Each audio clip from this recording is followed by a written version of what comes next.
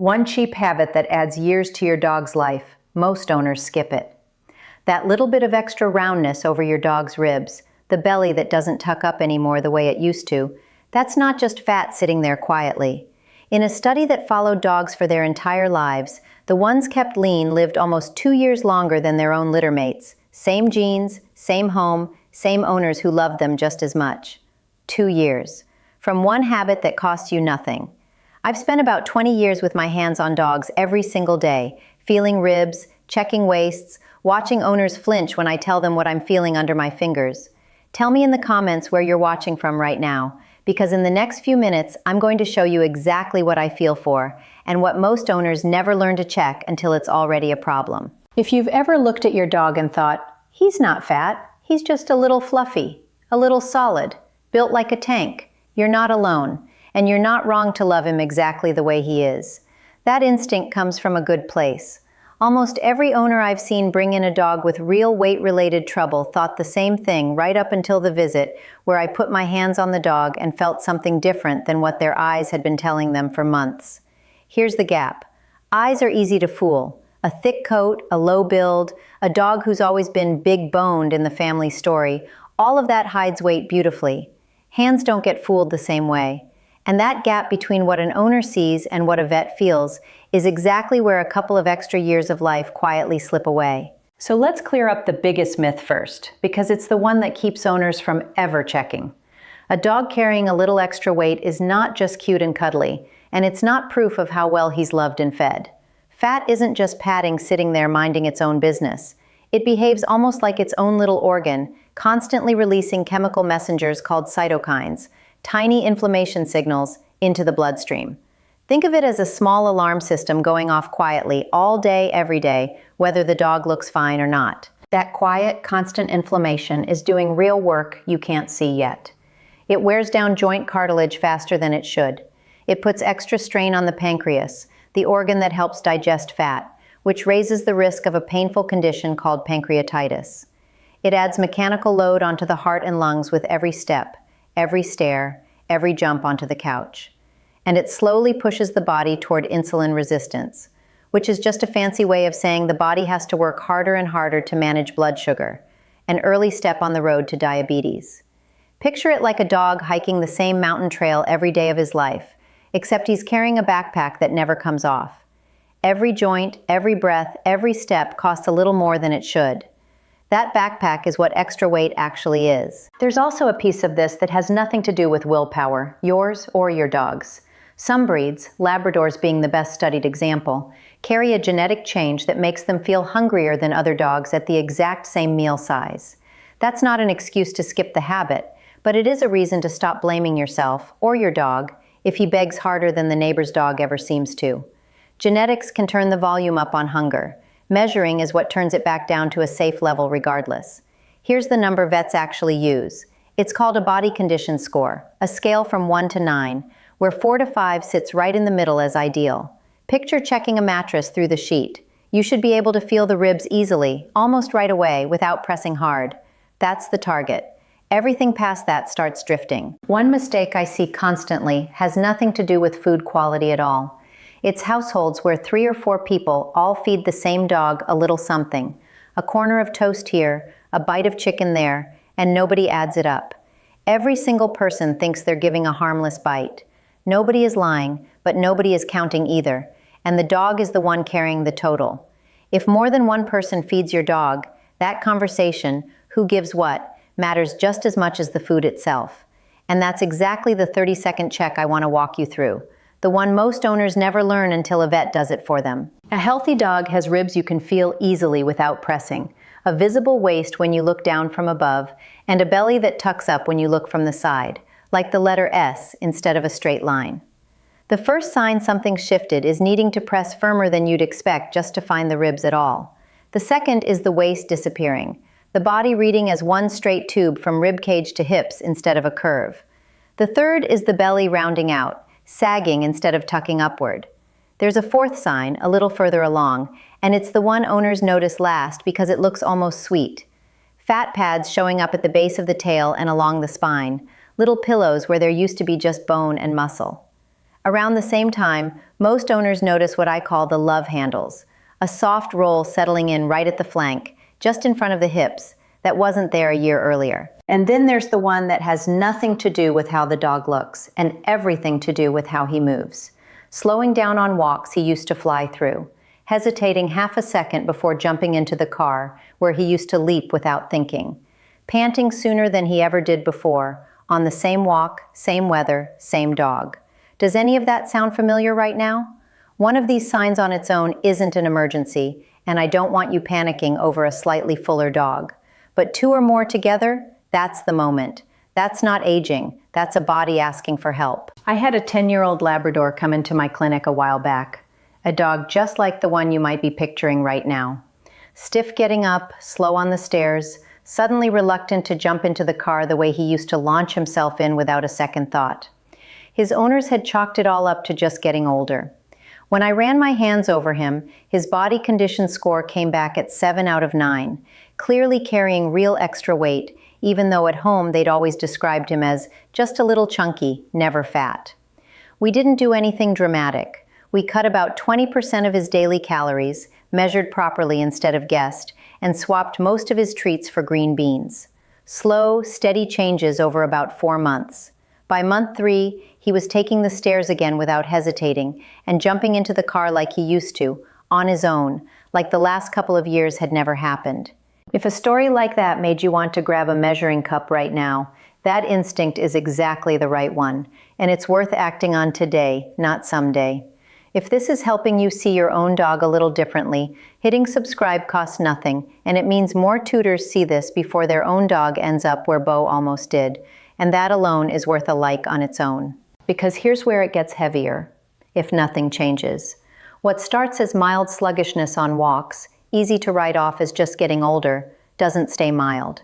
It becomes real joint strain and arthritis, showing up years earlier than it should. Stairs and jumping getting harder long before old age has any right to make them hard.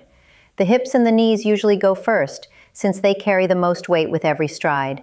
And once cartilage wears down there, it doesn't grow back the way skin or fur does.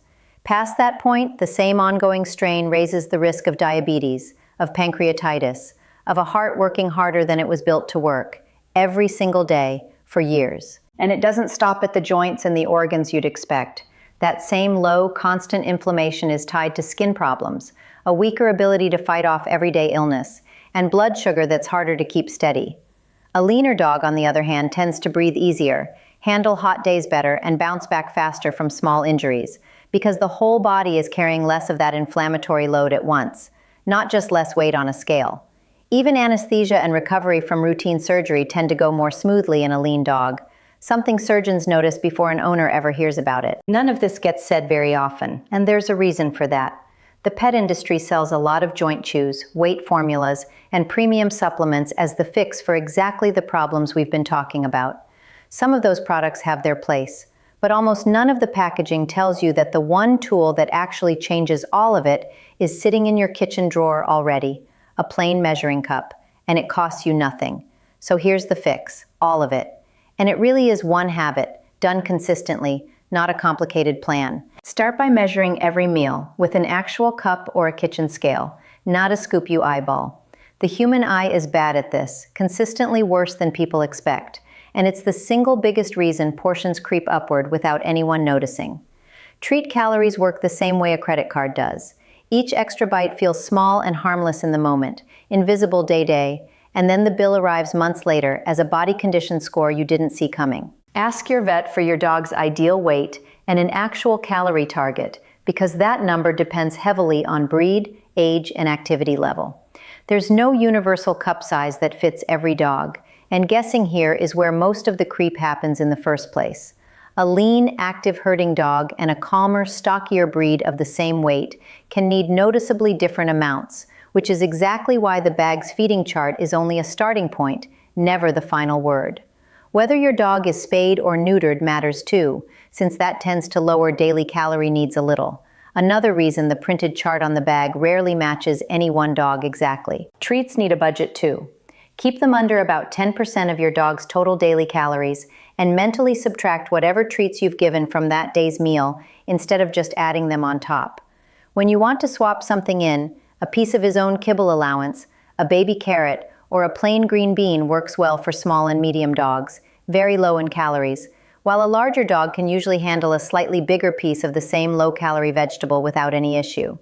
Reward with play, praise, or an extra walk instead of food when you can, especially for behaviors that don't need a food reward at all, like coming when called around the house. If you're using vegetables as treats, keep them plain and steer completely clear of onion, garlic, grapes, and raisins, all genuinely toxic to dogs, and away from xylitol, sometimes labeled birch sugar, an artificial sweetener that's highly toxic to dogs and sometimes hides inside low-calorie snacks, and even some peanut butters marketed for exactly this kind of diet plan.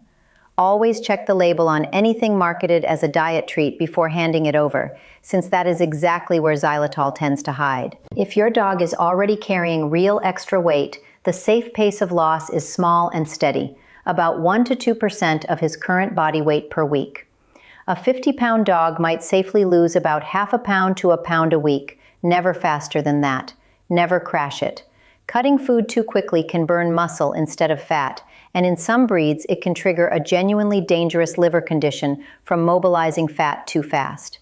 If your dog is under 20 pounds, stay closer to the slower end, near 1%, because the margin for error is thinner at that size.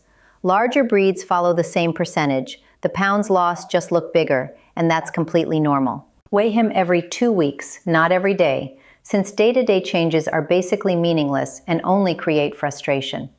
A kitchen scale under a carrier, or a baby scale for smaller dogs, works just as well as anything at the clinic, as long as you use the same scale each time for a fair comparison. Most owners start noticing real improvement in energy and body condition within 4 to 6 weeks, though a dog carrying extra weight for years may take several months to fully settle back into that ideal score.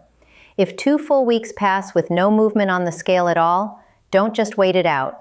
Remeasure the food, check whether anyone else in the house has been sneaking treats, and if the plateau holds past a month with nothing to explain it, loop your vet back in rather than cutting the food further on your own. One more thing before you start swapping in new treats and vegetables. Introduce only one new item at a time, and watch his stool for a few days before adding another, because a dog's stomach doesn't handle several new foods at once well, and diarrhea is the usual result. Rotate between 2 or 3 approved low-calorie options across the week instead of relying on just one. It keeps him interested, and it keeps any single ingredient from being overused. A few situations need your vet before you change anything at all. A growing puppy, a pregnant or nursing dog, or a senior already dealing with kidney disease, heart disease, or diabetes should never start a calorie change without guidance first, since the needs and the risks are different there. And if you ever see vomiting, a loss of appetite lasting more than a day, unusual lethargy, or weight coming off faster than the plan calls for, that's a call to the vet, not a wait and see. That kind of steady, unremarkable progress is exactly what real weight loss in a dog looks like. No dramatic before and after in a week, just a little more spring in the step every few weeks, until one day you notice he took the stairs without thinking about it. Now here's the number I promised you at the start. In that long-term study I mentioned, the group of dogs kept lean lived a median of about 13 years, compared to about 11.2 years for their heavier littermates. That's the 1.8 years I opened with, and it's real, measured, tracked across entire lifetimes, not a guess. The lean dogs also showed roughly half the rate of hip dysplasia by the time they turned 2. Every single point off that ideal body condition score represents roughly 10% of a dog's body weight sitting there as excess fat, quietly doing the work we just talked about. And once your dog reaches that ideal score, the habit doesn't end, it just changes shape. Keep measuring meals the same way, even after the weight comes off, because the moment owners go back to eyeballing portions is usually the moment the weight quietly comes back. Recheck his body condition with your hands about once a month, the same way you learned to a few minutes ago, since calorie needs shift again as dogs age, get less active, or get spayed or neutered. A dog who stays lean into his senior years tends to keep moving like a younger dog for longer, and that alone is worth the habit on its own. None of this asks you to be perfect. A birthday piece of chicken or an extra treat on a hard day won't undo any of this. What actually changes a dog's years isn't one perfect week. It's the habit holding on most ordinary days, month after month, for the rest of his life. Keeping a dog lean through measured feeding is, quite simply, the cheapest and most proven habit I know of for real, added years of healthy life. It costs a measuring cup and a little bit of attention, nothing more. If this changed how you're going to look at your dog's bowl tonight, hit subscribe, hit like, and help another tutor find this before their own dog needs it. Tell me in the comments in one word where you'd honestly place your dog right now. Ideal, a little extra, or overweight? Go feel those ribs tonight and give him a scratch behind the ears for me while you're at it.